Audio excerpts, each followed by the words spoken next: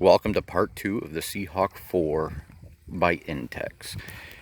In this part, we're going to cover some of the modifications that you're able to do to make your ride more pleasurable, your afternoon fishing, or just leisurely lounging around that much more enjoyable. So my first recommendation is to install a wooden floor. Originally I went with a 3/8 plywood floor. I just found that to be a little too flimsy, so I decided to go ahead. I used a 1/2 inch sheet of plywood.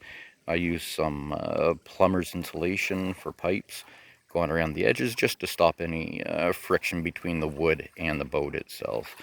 I went ahead and I used a trim clad paint just to paint it as well. That way it's going to stop any splintering or anything of that sort to damage the boat or puncture the boat.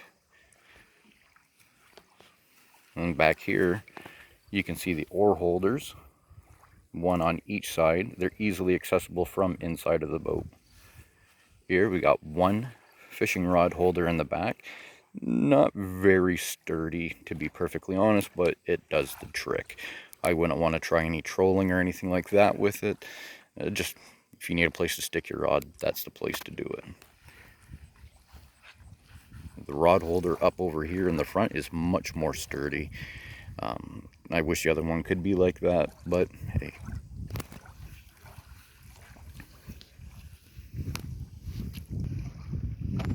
Okay, here we're showing the 2 inflatable seat cushions that was provided by Intex with the purchase of the boat.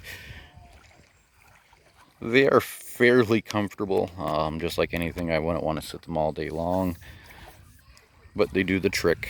It's better than just sitting on the floor. Okay, and here's the second modification that I addressed. I just went ahead and used your standard plastic patio chair. Took a hacksaw, cut it down to size. My recommendation would be is if you do use something like such, I'd recommend having no arms, as they do often get in the way while you are rowing. If you're using the trolling motor, there's no issues.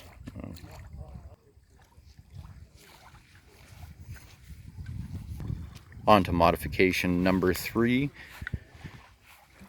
I am an angler, and periodically I do keep the occasional fish. When I do, I want to make sure that I am keeping the legal size of fish. So here I have a nice little measuring board, as well as I have another board right beside it. It comes in handy. Use it as a table.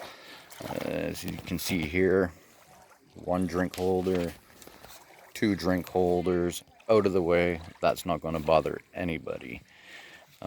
If you ever have your tackle box, you need to do any maintenance, change a lure, change your bait, and go ahead, just throw your tackle box up onto this little table, and once you're done, close it up, set it out of the way.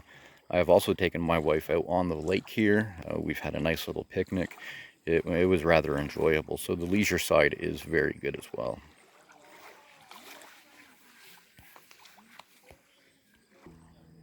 Okay, and here we are with the setup that I use on a weekend basis. As you can see, this nice lake here, I spend hours upon hours on the weekend out there fishing. This is the setup I'm out there with. Oh, here's my little buddy, Alex. Hi, YouTube.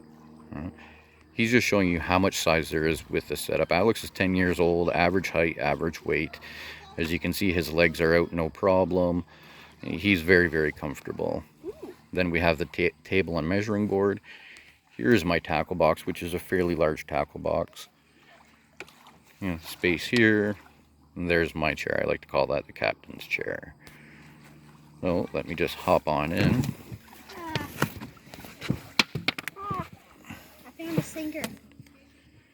So when you're out on the water, it's very personable. You can easily hold a conversation, but yet still have your space. I highly recommend this boat. It's great for the fisherman who just wants to get off the banks. You know, you don't have it in the budget where you can afford a big bass boat. This for $150, you'd be very silly to complain. Anyways, yeah, this is part 2. I hope this helped see what you guys can do with this boat. Stay tuned for part 3, where I show you the functionality of the boat actually out on the water.